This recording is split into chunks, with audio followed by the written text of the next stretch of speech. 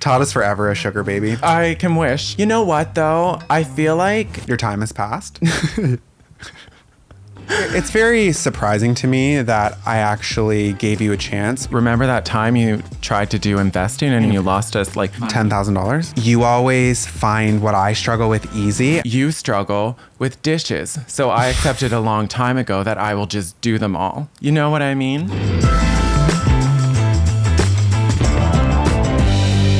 We're podcasters now. I know. Isn't that weird? Yeah, it's really weird.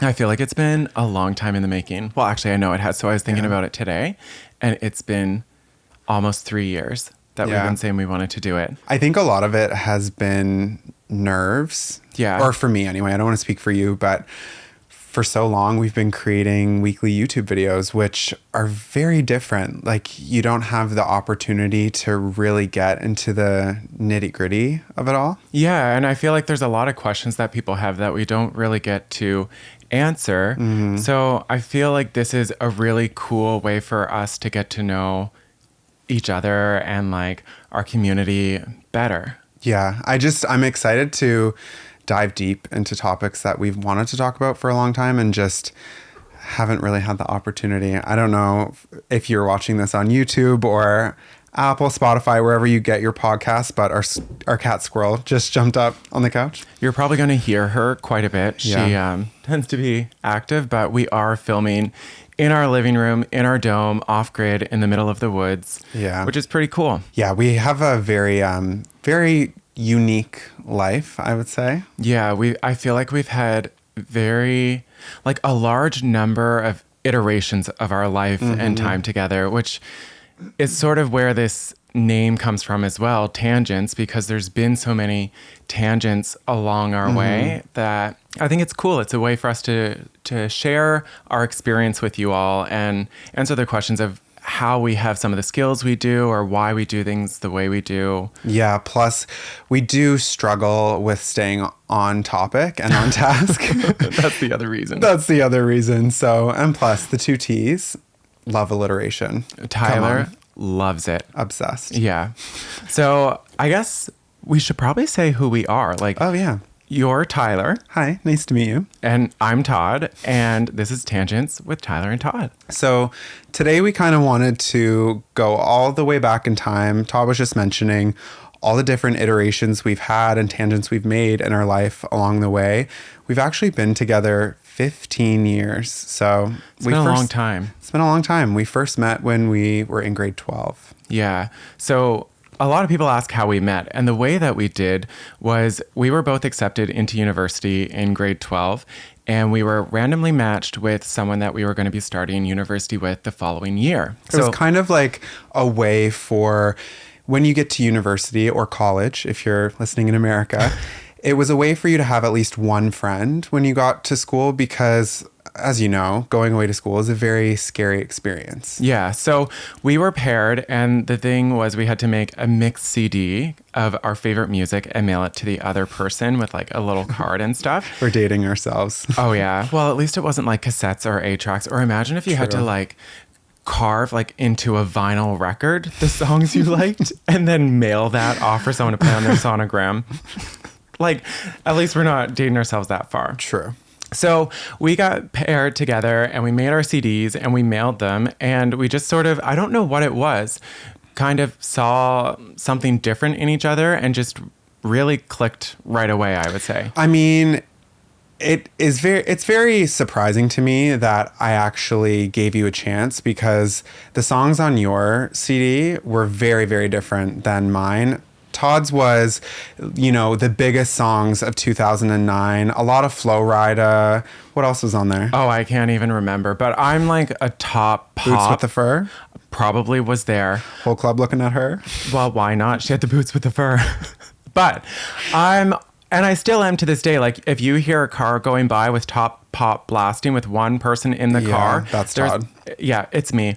Yeah, I'm a more like rip your heart out kind of like indie folk alternative. Like, when it's like singer-songwriter and they've really been through some stuff. That's Tyler. Yeah, and like, he'll rewind the song 4 times over and just say, listen to the lyrics. Just listen to the lyrics. So there was obviously a little bit of a difference. And the case, like Tyler's case, was so beautiful. Oh, yeah. It was all these hand-cut photos and stuff and taped together and handwritten. Mine was just like printed out from the computer, cut to fit inside of the CD case and shipped out the door. I mean, very different people, but it was I'm the type of person also that if it's on my to-do list, we're getting it done. Yeah, and it needs off. It needs off, where I overanalyze and obsess, which is probably why it's been 3 years of us saying we're going to put out a podcast and it's taken this long. So yeah, we made our CDs and exchanged them. Did you actually like judge me at first because of how my CD was? It was a little disappointing, but I obviously went to Facebook and put your name in and then did some creeping, and somehow I was able to overlook your choice in music pretty easily. I'm going to be honest. I'm outing myself now to my husband 15 years later is not really a big deal, but I pined over you like you would not believe. All I did was look at your photos, and keep in mind, I had a girlfriend at that time, which looking back is wild. Maybe that's like a topic for another podcast, but yeah, I was very much still in the closet, and I had this opportunity to chat on MSN, dating again, with this boy that I couldn't get over. I was actually getting to meet, and I'm sure you remember this, but I asked you a lot of questions about how you came to terms with your sexuality and how did you know that you were gay, because I didn't tell you I was gay at the time. Yeah, exactly. But I don't know. I think I kind of knew sort of later on because the questions you were asking. There weren't a lot of secrets. Like, it was a little obvious. He's not very good at playing hide and seek, but I won't lie, I wasn't either. Still not to this day. But I don't know. There was just something different. I was dating someone at the time, so that was also a factor in it. But when that relationship ended a few months after, and then that's more when you started to go through explaining like your situation and stuff, I feel like we just really clicked because... Well, it was friends at first. Yeah. Like, when we first started chatting on Facebook and MSN, it was just sort of like... I don't know, we were getting to know each other. It was very platonic, but the more we connected and then we started Skyping, and then every single night we were Skyping, it really became obvious that it was someone that I could see myself dating. And we were in a unique position because we had those 8 months before we even went away to university that we got to really know each other. So the program of sending a mix CD, 10 out of 10 recommend, definitely worked for us. But I never expected that would have led to everything that's happened over the last 15 years. Yeah, especially like when we both got to university, like I thought something would change then, like meeting in person, because it just seemed too good. Because I think what was really interesting right away was the fact that you and I both challenged each other as well on opinions, and like got into really deep conversations, which was, I mean, I'm sure now they probably weren't as deep as we thought. Like, no, we have some really deep chats. Like, I think that's why we've, I don't know, our relationship, it's hard to explain unless you are like in our like personal life, but it's such a deep connection. It's rooted in friendship, and obviously, like, I'm attracted to you and intimacy is great and like all of that stuff, but you're my best friend first. And I think it's made all of the other challenges that every couple goes through, it's made it a lot easier. 100%. And like, I think we always look at like how it would impact the friendship, because like, we also have to be realistic. Like, there will come a time where the intimacy may go away. Yeah. Just from like age, like, you know, if we're both like 99 and frail in a bed, I highly doubt we're going to be like getting frisky with, who knows? Like, I'm hoping, but I think we always like, we're partners in it forever. And so we're always going to be best friends. That's kind of how I looked at it, I guess. I don't know if that makes sense. No, it makes complete sense. And I think like going back to those 8 months before we even met in person, we were able to build that connection and the depth that we have still to this day. But I remember the first time we talk about this all the time.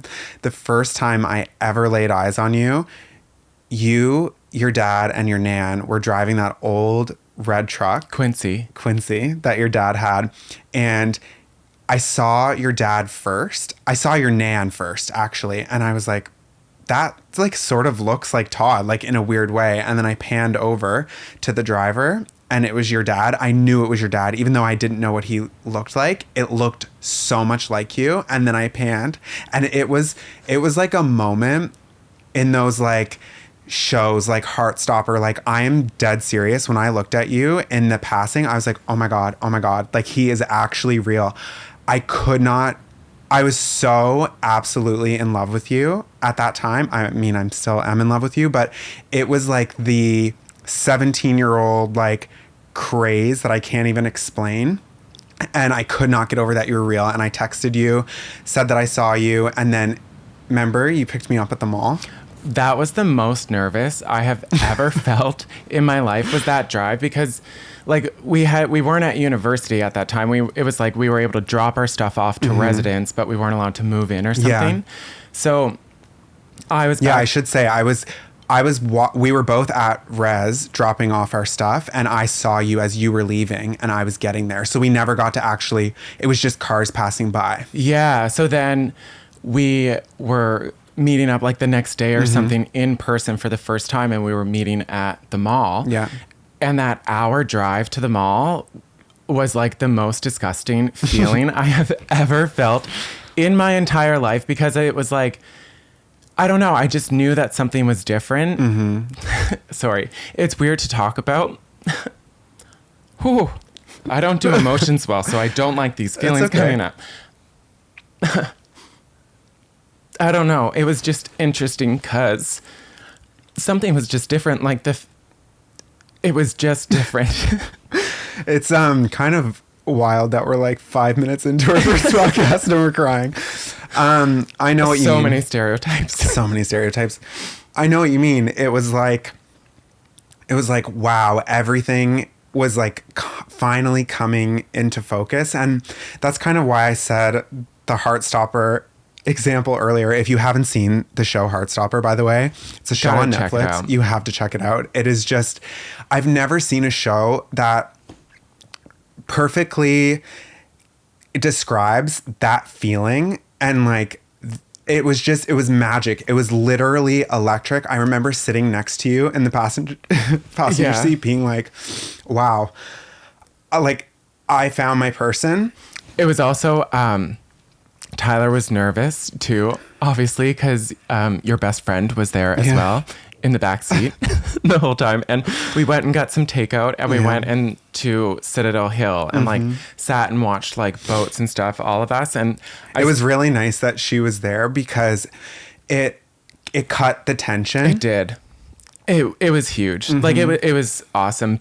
And I still remember though, like reaching over and like the fingers. God, why did we start with this topic? I don't know. But yeah, it was really good. I mean, I'm not going to say that our relationship has been a romance, and it still has tensions. But that day was like, whew. A fairy tale, you mean? Yeah. Yeah, like any relationship has complications, especially in a marriage. Like there's so many compromises every single day that we both make for one another. And Tyler makes more than me, and I do have to give you a lot of praise for that, because you put up with a lot of shit, I will say. You can be, as they say, extra sometimes, but yeah, it's I don't want it to come across like this is like the perfect relationship and like all that like relationship goals. Yuck. It is not that. There's a lot of, we put in an incredible amount of work in our relationship, but at the same time, that feeling of, I will always remember laying on that hill and our pinkies touching, and it just felt like, it felt everything that I knew that I wanted for my whole life that I was denying, because up until that point, I really was still in the closet. Finally, I felt like okay, this is who I am. And I felt like safe and comfortable. And it was such a transformational moment in my life that I'll always hold It close. still took me 2 times asking you out to actually become boyfriends, though. Yeah, I know. I Played hard to get. I played really hard to Holy, get. and that was a hard game. I But know. eventually, I still remember it was Thanksgiving weekend. You came out to my parents' house, and we were laying in my bed. And I get confused on this part now, if it was my birthday or if it was the night before my birthday. October 12th. So it was, my birthday's the 13th. I used to be scared that I was born on Friday the 13th, but it looked it up and it was a Saturday. This year was a Friday the 13th. It was. Yeah. But you know what? Nothing bad happened. So, Tangents with Tyler and Todd. so I still remember that we were laying in bed, like bellies full of turkey and stuffing. And yeah, you said yes. And it was really, I don't know, it was really cool. It was just I don't know. I think because you played hard to get, it made it that much More special. Yeah, that you didn't say yes right away because we were still like just finding our own space, like experiencing frosh together, getting used to university course loads. Both of us were away from home for the first time, so it was very confusing. I get why you didn't say yes right away. Well, and I think there's a lot to be said about that time. You really grow a lot as an individual. Like when you're 17 years old and you move away from home, you don't know anything. Like, and I'm sorry if you're 17 and you're listening to this, you do know things, but you have a lot to learn and a lot to figure out. And so much growth and transformation is about to happen to you that being in a long-term committed relationship during that time can totally be tricky. Like it's a tricky time. Yeah, there's like, I think you and I both thrived in that because we need stability. We don't do well with change quickly. But that's not for everyone. I don't think that everyone should go to university or college and be in a relationship. There are some people that need that. I think looking back, if I didn't find the person that I knew that I wanted to like be with and stay with, I think university and college would be a lot more fun single, and like you can just like find yourself, you can experiment, you can do whatever you want. Not that we couldn't do that. Do you ever regret it? No, because like I wouldn't change like a single detail about my life. I really wouldn't. I regret it every day. I'm just joking. I know you're joking, but the years that we spent together in university, we really grew together. And I think that has been really foundational in the years after we left university, like our first jobs, our buying a house together, getting dogs, and like talking about having kids in the future, and like all of the building blocks that we slowly got to. The foundation of our house is just, I feel so solid, and we wouldn't have had that had we have not grown together along that time. 100%. And I think it's very easy for people to think we're the same person because like we do have a lot of similarities, but we're so different. We are such different people. And I often think that we're like a very good pairing of yin to yang. And that's why we did really well in those growth years together, because although we were growing together as a couple, individually we were growing in our own directions, like following our own interests. So for instance, we both started out in university wanting to do something completely different. You were going into neurology and wanted to be a brain surgeon. And I was going into kinesiology and going into physiotherapy. But you know what, though? Just a little side tangent on that. I'm just going to put pause here. We're just going to, put a pin in that. But it's because the schooling system is so designed for, if you do well in school, like we both had 90s in high school. We did really, really well. And the system says, okay, so then that means that you should be a doctor, or you should be a dentist, or you should do these types of things. And we kind of got like thrust into programs that we really weren't interested in. It was just like your school said that you should do it. And that caused a lot of tension. Oh yeah. This is why, like I have huge issues with how schooling works and stuff. And like, if we had kids, I would seriously consider homeschooling because I think it could be Really? a more rounded education, because I agree with you. I don't think that the school system does good of showing the different career options. So for instance, I switched into a program called recreation management, where I learned how to run recreation facilities, the importance of like leisure and all of that.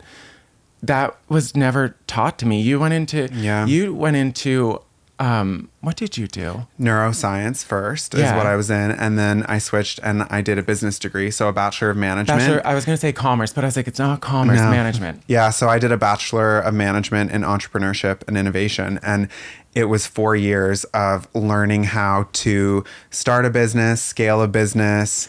Like it was something that, had I have known in high school, do you want to do that? Oh my God, I would have been all over that. 100%. But my high school didn't even have a business course. We didn't learn about economics. We didn't have an accounting. We didn't even learn budgeting. We had science, math, English, history, and gym. But see, homeschooling, Like what? An easy way to do it, make the math. I don't know about all things- that. I don't know about But Todd. make the math question, instead of how many apples does Sally have if she dropped 8 of the 12 she started with, make it about balancing the budget. You have $1,200 a month. Or Sally can go stack our firewood. Yeah. Count how many sticks are there and report back. Don't drop any. So we were talking about growing together, back on track. Oh yeah, okay. So I think that like going through those years together was really interesting because like our relationship got really strong, and I found it interesting watching you grow as well, because what you were doing wasn't of interest to me. Like I never felt competitive with you, or that we were trying to go after the same thing. Like we wanted different things, but we wanted to be together. Yeah. Yeah, I agree. And I also think too, just speaking on our differences, what I find interesting is when I'm really struggling with something, I don't know if this is just luck, but you always find what I struggle with easy, and what you struggle with, I find easy. Yeah. Oh yeah. Like we have now, like I find kind of roles that we kind of take on just inadvertently. yeah. Like you struggle with dishes. So I accepted a long time ago that I will just do them all. You know what I mean? I think though, like, I'm not going to do a low cut at you, even though I could right now. I'm going to take the high road. See? This is what opposites. Yeah, exactly. Yin and yang. Yeah. I think though, even in the business that we've created and everything that we do, like I'm very much the creative side. You're very much like the logic and like the organization and all of that. And I think that being able to not step on one another's toes and being able to be like, I trust that Todd will manage whatever it is that we're doing. He's got it. I've got my stuff, and we'll get together and kind of like meet up and trust that we're each running stuff how we should. Does that make sense? I don't know Yeah. if I'm explaining that. Well, I know when to bring you in on certain things. I also think that you're more of a macro person just in general. You Yeah, don't have that's true. this. I don't think just in across so many things. That's the best way to explain it. I live at 10,000 feet. Yeah. Up in the clouds, constant, and you're running around on the ground. But I love it because you're figuring out the next thing while I'm wrapping up this. So for instance, with like if we were flipping a house, I would be doing the final details of it while you're getting a realtor figured out, or Yeah. the mortgage, or paying off all the bills and stuff. Like that's not my skill. No. I'm the one who forgot to pay $19 on a credit card for 8 months. That ruined my credit for a little bit. You know the analogy when like someone is holding you down and you want to like fly away, like the balloon or whatever it is? I forget how it goes, but it's So like, I hold you down? no, what I'm saying is when you really think about, there is nothing wrong with being held down and like kept into reality. So a prime example is because I'm always 10,000 feet above the ground, I sometimes lose perspective and lose sight of things, and I could just like drift away, and I'm not able to get focused on, like, you pull me back down and center me, but I also make you dream bigger than you normally would. And 100%. you know, we just give each other different perspective that I think is so lucky and unique. Yeah. And I think it goes back to like that first 8 months that we're not afraid to like challenge each other on something either. And I know if you're giving me an idea of something you want to pursue and I see a like plot hole or something, you know, like something could go wrong here. Yeah, you're the first to admit that. Yeah, but I know I'm not going to hurt your feelings because Totally. it's in your best interest. Like, it's kind of like figure this part out, and no different than for me. Like when I'm doing what I do and you see, you're like, okay, like you're over analyzing this or you're spending way too much time. Like you're way too micro right now. You need to be a little bit like higher level. And I don't take offense to that because I know You're in the weeds here. Like, exactly. Yeah, you know what I mean? But speaking of being in the weeds, I feel like we have sort of entered the weeds. So bringing it back to... Right. So bringing it back to our relationship and the early days. Question for you. Yeah. Do you think that when we moved in together in second year of university, it was too soon? I don't, because of what we were just talking about, the depth of our relationship and all of that. But I don't know if I would want my kid to. Looking back, I can understand why your parents were, and my parents were concerned and didn't think that it was a good idea. Yeah. They also seem to be concerned about a lot of our ideas. Still are. But I think, again, they all love us. They want the best for us. Yeah. But yeah, I think it was a hard part in our relationship because like we were like close and all of that. But then when you're actually living with someone, that was very difficult. That was a stressful time in our relationship, I think. I think probably one of the most stressful points, if I'm being honest. Yeah. I remember sitting in a Tim Hortons with hot chocolate, crying, waiting for my mom to pick me up because I was moving out. If that's not a Canadian story, I don't know what is. Everyone's been there. Yeah. But we worked through it. And I think that's a normal part of a relationship, moving in together. You're literally blending the way you live, have been brought up, all the traditions of your family. And I'm bringing all that from my side. And it's banging in the middle. And I think that was really helpful, though, that we kind of got that out of the way early. And then we were able to we were so much further ahead when we left university because we had that time essentially we were living together, but kind of like a married couple. But we had a roommate always, remember? So that kind of balanced it out. Yeah. Because it wasn't our apartment. We weren't setting it up like a home. We had a roommate. So we split the groceries. Yeah. Everything was 50-50, which I think was cool. But then by the time we got to fourth year of university and we moved that was fourth year, right? Yeah. When we moved in by ourselves, it was scary, but to me, it's interesting because we had the roommates. It felt much more real when we were in fourth year university, when we moved in together. And I think that maybe that was sort of because of how much I loved it and how beautiful that experience was. And by this point, we had been together for 5 years. 4. Oh yes, 4 years. But we had the year before to get to know each other, and I felt more sure. Still weren't dating me until the second time I asked, but who's we're counting that time now. So I think though it became really obvious to me that I wanted to spend forever with you. So, and that's when I proposed. Yeah, but it was beautiful. Except my mom called 4 times throughout your proposal, which I love my mom, but she's nothing if not persistent. If you don't answer on the first call, you just also I'm waiting for her to just call. walk in the door. That will probably happen on the podcast. It'd be great to have your parents on the podcast sometime. Wouldn't that be fun? It would. And there's a rule: if they walk in the door, they're have to stay. Yeah, gotta stay. Grab a seat. Yeah, we're very lucky. Todd's parents live not too far from us, and they're just the best. Yeah. So back to the proposal. Oh, yeah. It was really good too. It was obvious. So we had Also, I'm going to say the proposal didn't come out of nowhere. It did in a way, and we'll get there in a sec. We're going to go on a little tangent first. But we had talked so much, like before we even moved in together, we had been talking about marriage and what it would look like. When we moved in together, we didn't officially combine bank accounts, but we weren't Not right away, yeah. But we weren't splitting things right down the middle. Like, I think one of us took cable and electric and the other took groceries or something like that. Or Well, we didn't have a pot to piss in. Like, Yeah. we really did not. I mean, we had our paychecks. We worked all through university. We had part-time jobs and...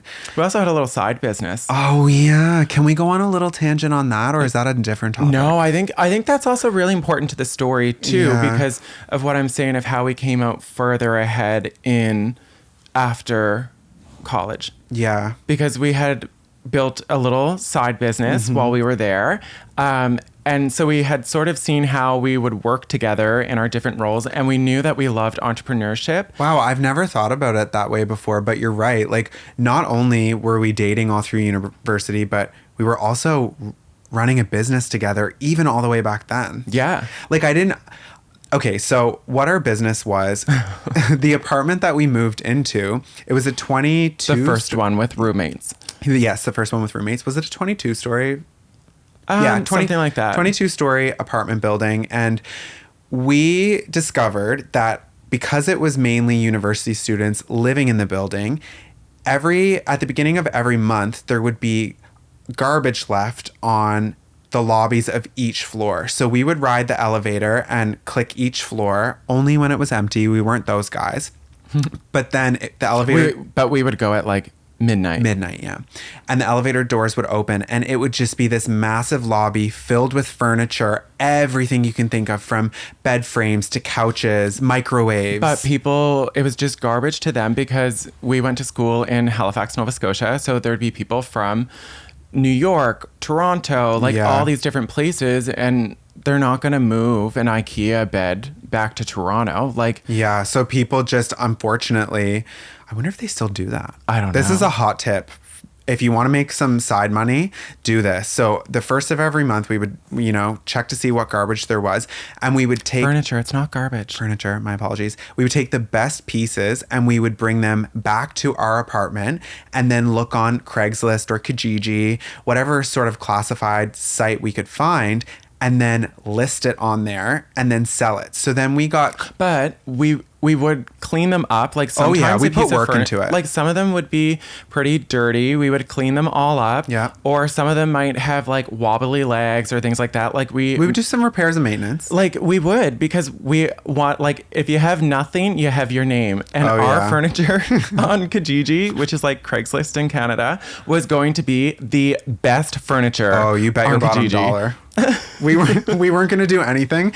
That's the other thing about us. We do not do anything unless it's like 100%. Oh, yeah. Yeah. Like, we pride ourselves on quality, and yeah, you only have your name. Exactly. Oh, there's a really good quote. It's like, your name is your business card, but how you leave people, that's your real business card. I don't know. It's something. You should put that on a mug. That was deep. It was really deep. Yeah. It was better when I saw it on Pinterest. I was having red wine and just looking at all these motivational quotes. Oh, yeah. Sometimes that's just good for the soul, I feel. Yeah. So anyway, we really got our start in life selling furniture, and then garbage in quotation marks behind that. But then what would we do with that money? So what we did with that money is we discovered that the hot commodity on a university campus is really textbooks. Textbooks have incredible value. If you've been to college, you know all about it. A textbook can easily be $100, $150. And Amazon was really changing the market at the time. Yeah. Because before, used books, or at least here, you could only buy the used book from the university bookstore. Or unless you wanted to go on a classified website. And you could get it for like maybe 70% off, like what the retail price was. So we discovered sometimes there's textbooks left also in the garbage. So that's really how we got the start. And then what we decided to do was sell those textbooks on Amazon, because Amazon was selling for significantly more than what the classifieds were.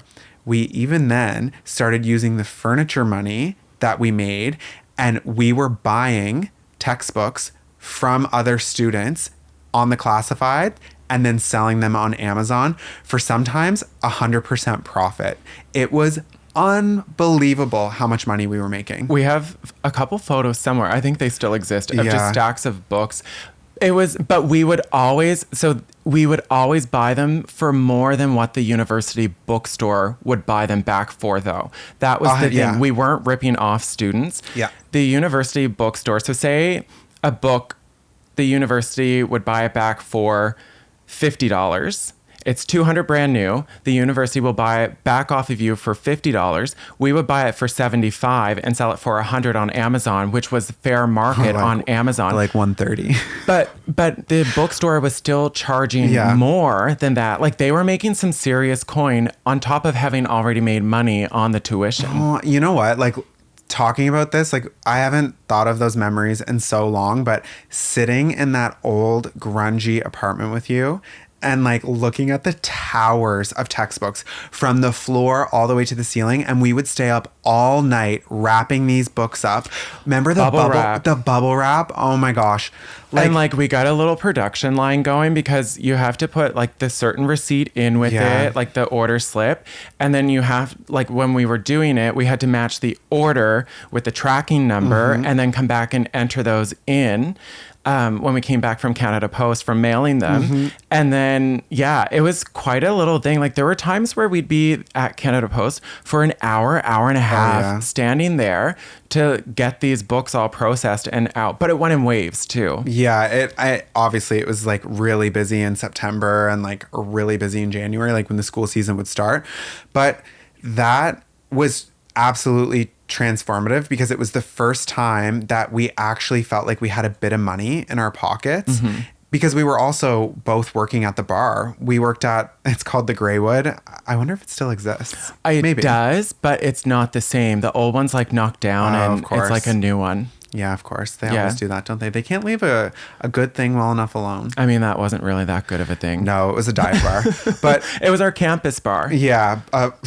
It was painted all black inside. It was a deep blue. It was, if you looked closely, it was a deep blue with black panels and a black ceiling with very poor lighting. All up lighting too. Yeah. Anyway, we worked there, and I waited tables and Todd worked the bar, and that was really fun, especially shifts that we got to work together. Remember Wednesday nights, wing night? Wing night. So we got a bit of money from that, and then more money from the textbook and all the wheeling and dealing. And then we were able to use that. And so fortunately, despite not coming from wealthy parents, we were able to put a down payment on our first house the year that I graduated university. Because you had a job right out of university with a bank. So we were able to qualify for a mortgage with that bank because they knew you were working there and stuff. Yeah, they knew that my money was legit. And we had the 5% that we needed to put down on it. Yeah, it was very very lucky that we got into that market when we did. I mean, there was a lot of hard work involved with that as well. But it was good though, because like you and I had a similar value. And I know that if we weren't together, or I feel like even if we didn't live together, I don't know that we would have stayed together necessarily, or things might have been a bit more tense because we had that shared drive for, like, rather than going out to the bars, we made the decision to work at the bar and make money instead of going and spending it. And I know for me, I would have been tempted if I wasn't with you, like coming home to a partner and stuff, but came home to just a bunch of roommates and they're like, hey, do you want to go for shots downtown? Yeah, you'd be all over that. Yeah. And listen, we love a good party. Oh, we love a good party. Not shots though. We're more of like, we'll sip a cooler. Wine. Yeah. I do love a cooler though. A cooler is just so good. It's convenient too. Yeah. Anyway, so... God. So the point being is, what was the point? What were we talking about? We were talking about how we came out of university and we were able to put our down payment on our first house. Yes. But I stayed in university for another year after Tyler. Todd got 2 degrees, he likes to remind me. Yeah, and a certificate as well. But who's counting? It was just the way all my credits lined up. But also, it was, you helped me and we had that good understanding. I had a like full breakdown halfway through first semester of second year because I realized I was doing something I hated. Ooh, getting emotional again. Todd is such a softie, you guys. Like, you don't normally get to see this side of him on YouTube, but I cry a lot of crying, but I hated what I was doing, and I felt that I was going to have to do it for the rest of my life because my parents have been helping me through school, and I thought I was wasting my time, their money, my all of it. And Tyler sat me down, and you are the one that found the program that like I thrived in. I got a job in that I loved. It was, yeah, really cool. And so I left kinesiology and went into a program called Recreation Management, where I got a Bachelor of Science in Recreation and a Bachelor of Management. But I had to go to school 6 credits a semester, 3 semesters a year, which is a normal is 5 credits 2 semesters. So I was doing it's a like, much heavier course load, and you have to go to school like basically year round for 6 years. Yeah. But like that was because I didn't want to graduate more than 1 year later because I didn't want to 5 years, sorry. Yeah. So it was a lot of work. And then in the last year, on top of that, I was working then 40 hours at the bar because you were 40 hours at the bank. And then we were renovating the place in Dartmouth. And we had Charlie. Yeah, that year was a lot, and I think probably one of the biggest tests of our relationship while planning our wedding. Yeah. And so we bought the house in September of, what year would that have been? 13. Wow. Yeah.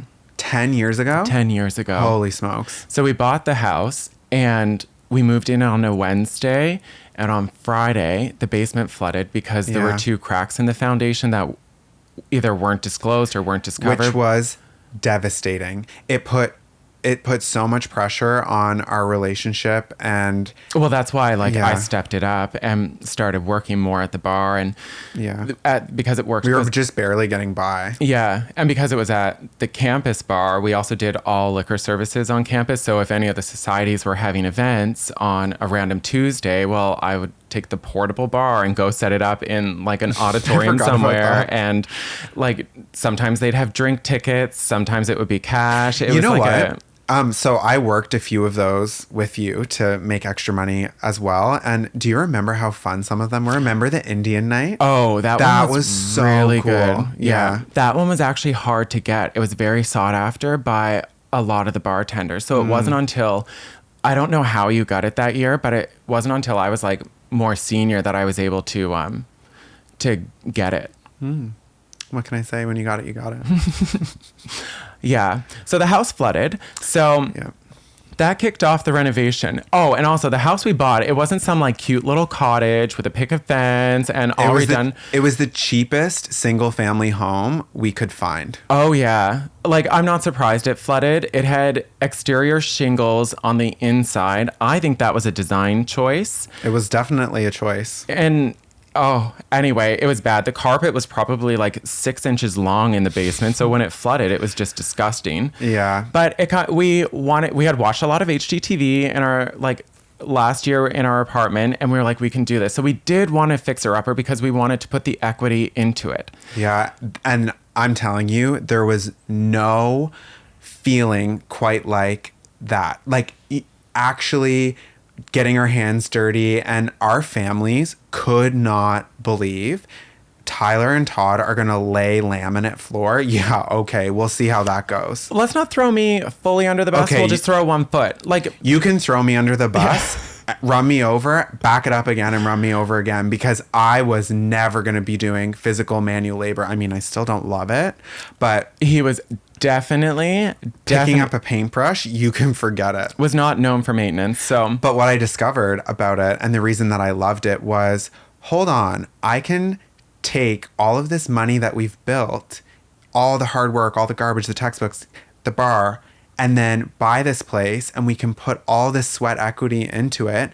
And then if we ever move, we're going to be golden. And good thing we did that. Yeah. And it's a better bet too, because remember that time you tried to do investing and you bought silver or something, and then you did a leverage thing and you lost us like Money? $10,000. Yeah. Yeah. Is that this? That's why we episode, only- or are we gonna save that for another episode? Well, that's why we only had the 5% down.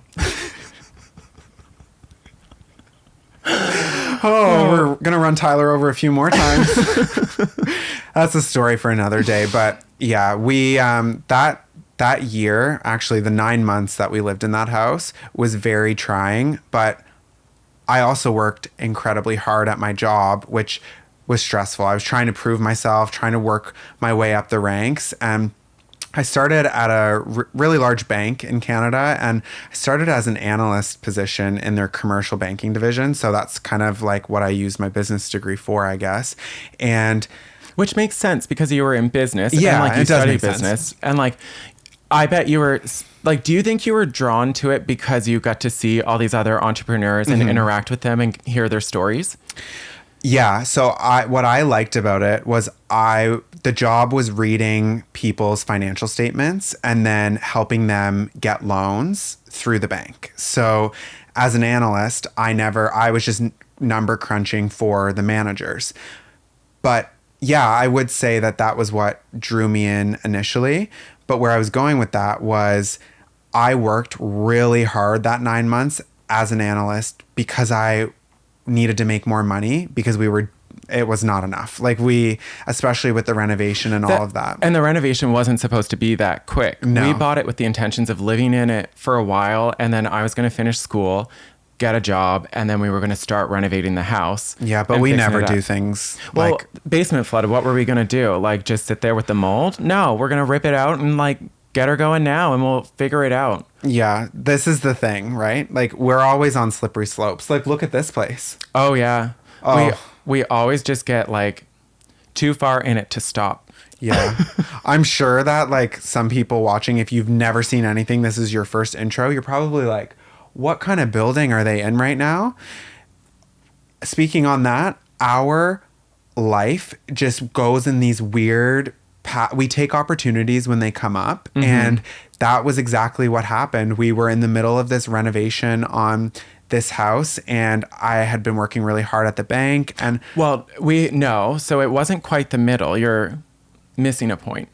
We had finished the house, like the basement. We had redone it, and we were happy with it. And we said, okay, like we need to stop. We need to like replenish the funds. Yeah. And then we went away to your parents in Newfoundland for Christmas. And when it was ending or when we got back, you were offered the transfer. yeah, so I got an opportunity to transfer from an analyst to a manager, which is a considerable increase. It was like almost double what I was currently making. The only catch was Meant I didn't have to get a job. Todd is forever a sugar baby. I can wish. Yeah.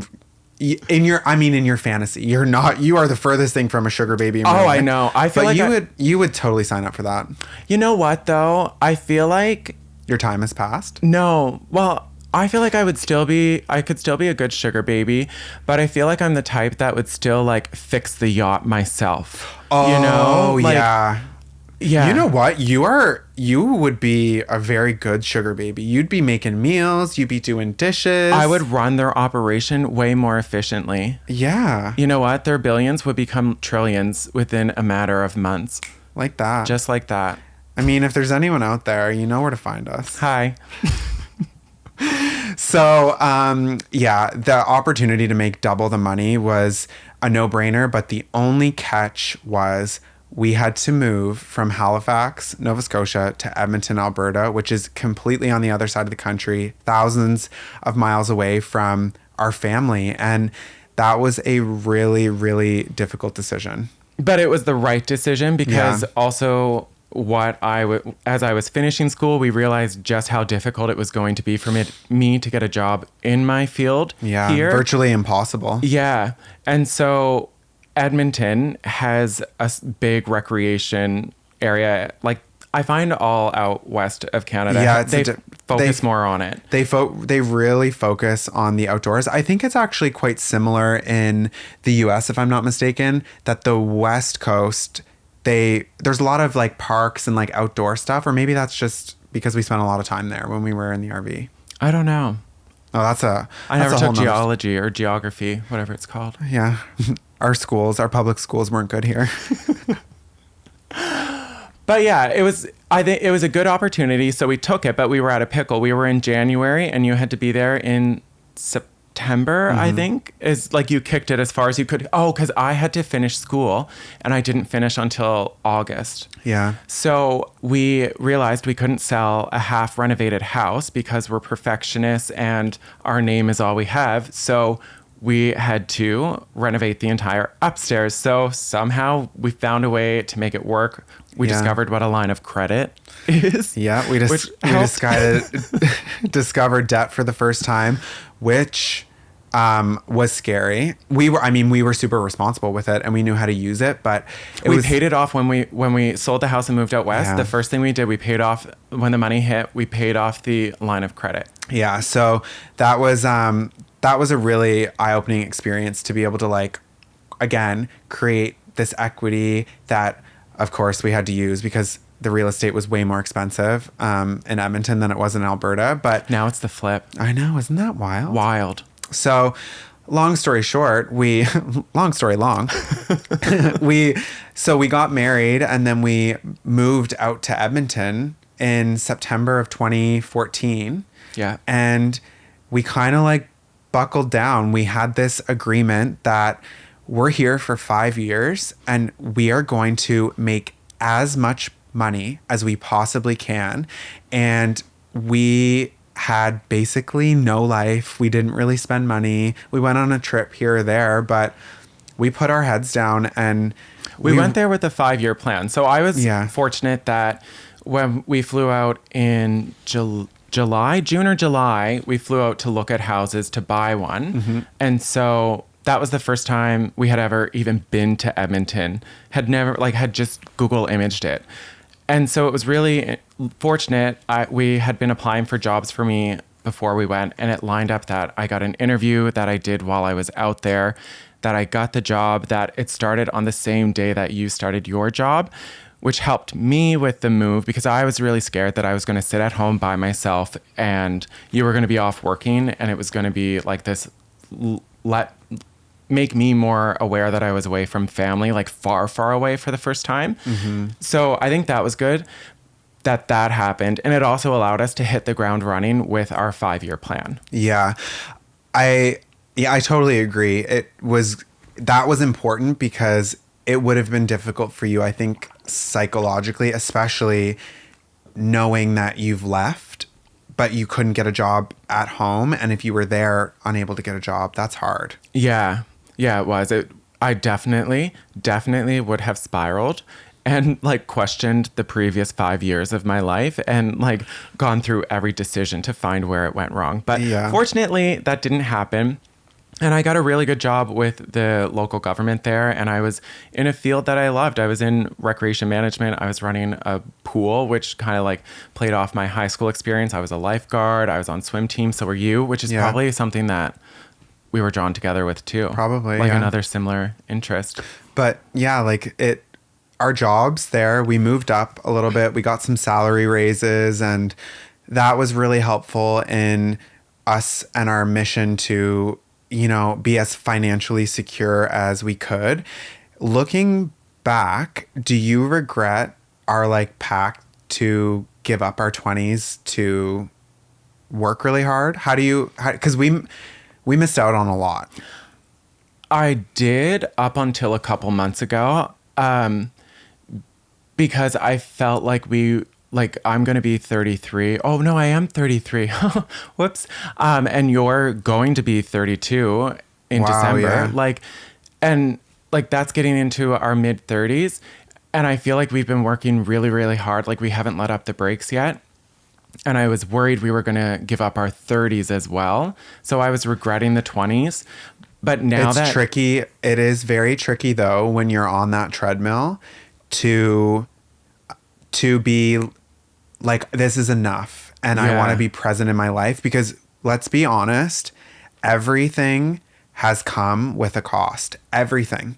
We have given up a lot of personal relationships, a lot of family relationships, not given them up, but not prioritize them in the way that we can now. Yeah, we put our business first, which I don't regret. But some people do that their whole life. Yeah. We had to, because I knew. So I started out liking my job. Mm-hmm. It quickly became a toxic work environment. There's a lot of homophobia out there that was very obvious, and some of it like literally said to me. Yeah. And so that's where a disconnect came, because I was literally, my worst fear was going to a job that I hated. And I was like, every day I was only furthering someone else's agenda, not my own. Mm-hmm. And that's where I could get on board if I was aligned with the values, but the values were off, and that's where I couldn't do it anymore. It's also interesting looking back that moment, like where we came back, we had gone to Puerto Rico, I think. And we came back, and I was in the parking lot at work and bawled my eyes out. God, before I went back in, and that's when I knew it was wrong. It's okay. Yeah. You don't have to feel embarrassed about crying. Like, it's just weird to me. Like, I don't cry in front of people. That's what's weird. Like, Tyler is one of the only people that sees me cry. The only other one would be like my mom. But this is a totally safe space. I mean, we are sharing on the internet, and people, we've learned a long time ago, there's going to be people that hate us. There's going to be people that love us. Just the whole point of doing this podcast is to be totally just raw and open. Yeah. It's just me and you here. Yeah. It was good though, because like when I went home that day and told you what had happened, like, you instantly brought up, well, why don't we buy a trailer and leave our jobs and go travel? So in hindsight, I think you had been planning this for a while. It was just interesting that my breaking point, you were already there with a backup. Yeah. Well, like, obviously, like, I saw that you were struggling, and I was struggling too. And it felt like, okay, we're at the 5 years now. We agreed we were going to be here for 5 years. And it was like, where is our life going? Like, in 5 more years, where are we going to be? What do we want? Like, I felt like we were so laser focused on spending our 20s, accumulating and working hard and being secure so we could enter our 30s and do what we want. And not for a moment did we let up the gas enough to think, what do we want? And I think we also got caught up too. So we haven't explained about like what we did on our weekends and evenings. Oh, and yeah. we would work these jobs, and then we would flip houses on the evenings and weekends. And well, not flip houses. We've actually never sold a house that we've ever bought. We would buy them really old houses that like needed a lot of love. They were like foreclosures from the bank was one of them. Yeah. One of them was a landlord that it had turned into actually a crack house. Like there was drugs in the house when we took possession. Like we took the bad ones and gave them a little bit of a gay vibe, you know, a makeover, and made them beautiful again. And then we would pull that equity to fund the down payment and renovation of the next one. Yeah. So that was a lot of hard work, and now we still own them all. Like, we've made the decision to not sell them, and we have tenants in them. We have a property manager that handles all of that stuff, obviously, because we live on the other side of the country. We tried, but it's very hard if you're not boots on the ground, and we're not from there. We don't have like a cousin or a best friend we can call to go check on something if a tenant has an issue. We held on to it for longer than we should have, mainly because there are just so many scummy landlords out there. Mm-hmm. As we were like getting into this, I guess, industry, we went to a lot of networking events to meet other like quote investors, I guess you'd call them. And people's main priority, our only priority really, is making as much money as they possibly can on these places. And we really didn't want that. We didn't want to be the scummy landlords that are just like taking advantage of people, and to give up managing the properties, I was really worried that we were gonna, Well, it was our business. It was Yeah. hard to hand over. again, you only have your name. Like, Yeah. I don't want to be like known for that, but the fact that we were able to find someone that, cares and is Yeah. like has the same priorities we're really lucky. Yeah, because like we had two landlords, and both of them were not the best. And I think that the best way to learn something is to get the worst treatment. So, for Yeah. instance, I had some really bad supervisors. I would never ever treat someone, if I had staff, I would never treat them the way I was treated because I didn't like how I was felt. You learn what not to do. Yeah, exactly. And so I think we learned that from our landlords. We didn't feel respected. And I think that's where we have a lot of issues. If we do have issues, like that's what it always comes down to is Respect. Respect is Yeah. people either not respecting us or someone else or something. Yeah, like this is the thing. If I see someone disrespecting somebody else and I have nothing to do with it, I don't want to hear it. I don't want to see it. I don't want to be involved. And you're the same way. Yeah, 100%. Yeah. Because like, There's no need. There's no literally need. no need to not treat someone with respect. And our society, this is a tangent in itself, but society has gotten to the point where like people just don't show each other respect anymore. And I think it's because it's so easy to leave a nasty comment. It's so easy to like, social media has really changed things, and the decorum has just, it's gone now. I also think it's easier because like humans have a negative bias. So I think it's easier to always point out something wrong with something or someone than it is to point out what's good or going well. Yeah. Because it takes more work to find that sometimes. Yeah, I agree. So we always treated our tenants with respect. They moved in, they always got a Cineplex like gift card for the family to go out for a movie and a bottle of wine you for would the do parents. the little baskets. Little baskets and stuff. And then Christmas, they always got Christmas like gift cards for the grocery store or for Walmart or whatever it was. Like just those little things. But it actually paid off because We would have the best tenants. and they would stay for a long time and treat it like their own. Mm-hmm. And it was just, I don't know.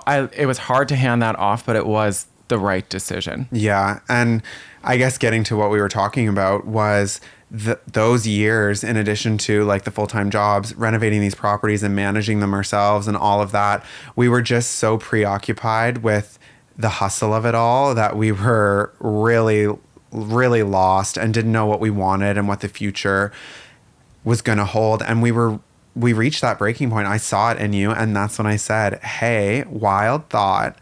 Why don't we quit our jobs? Why don't we buy an old RV, a 1996 fifth wheel?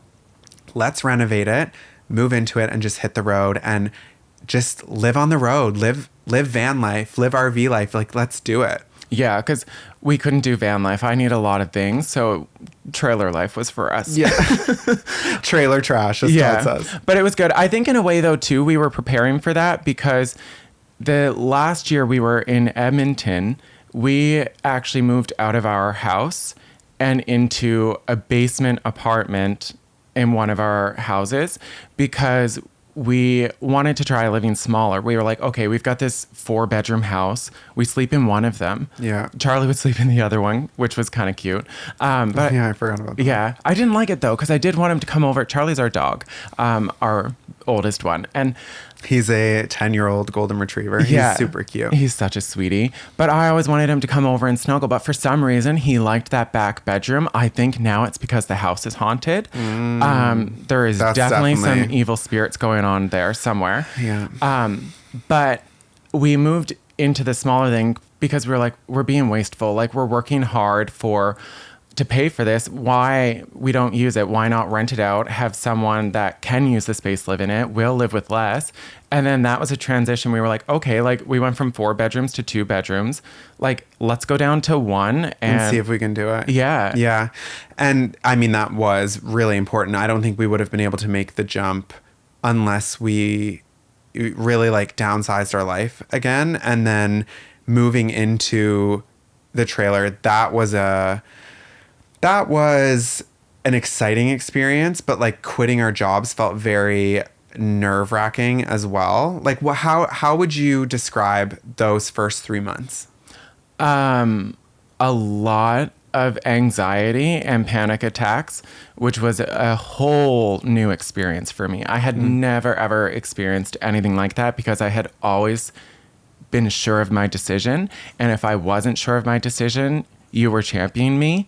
But Neither of us. We couldn't champion each other. There was a lot of really low moments of us like staring inside this fifth wheel. Ripped apart. Ripped to hell. Ripped to hell.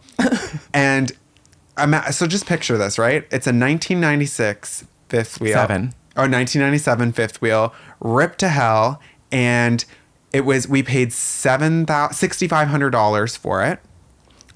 And that was all that we had at that point. Because we were leaving, we were no jobs, nothing. We also quit our jobs before we had bought that trailer and before we had bought a truck. We had a Corolla and a Prius, and we were going RVing. We didn't know where we were going, but we were going. So we spent a month. We gave ourselves 30 days to get all that done, renovate it, and then we hit the road. And that's where I think we really started to find ourselves. Yeah.